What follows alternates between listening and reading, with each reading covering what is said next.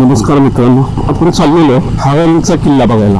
त्याला आरमोरचा किल्ला असंही म्हणतात. गोव्यातली एक सुंदर सकाळ. किल्ल्याची तटबंदी.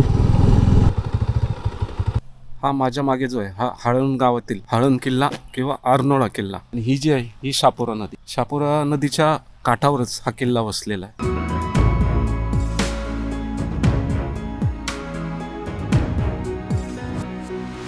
दारातून किल्ल्यात प्रवेश केला, आपल्या एका दृष्टिक्षेपात पूर्ण किल्ला नजरेस पडतो. पूर्वी हा किल्ला बऱ्याच ठिकाणी मोडकळीस आला होता. आर्कोलॉजिकल डिपार्टमेंटने त्याची बरीचशी आता डागडुजी केली. हे कॅप्सूल बुरुज म्हणजे पोर्तुगीजांच्या बुरुज बांधण्याची शैली. त्यावेळेस एकच माणूस आत बसू शकेल असा हा बुरुज. इथे वारंवार पोर्तुगीजांचे हल्ले व्हायचे, तर ते हल्ले रोखण्यासाठी या किल्ल्याची त्यांनी निर्मिती केली होती. किल्ल्याच्या परिसरात पोर्तुगीज आणि भोसल्यांमध्ये तुंबळ युद्ध झालं. पेटाडा नावाचा बॉम्ब असायचा, तो लावून हा दरवाजा उद्ध्वस्त केला आणि त्यामुळे हा किल्ला त्यांना घेता आला. गोव्यात आला तर आवर्जून पाहावा असा हा किल्ला.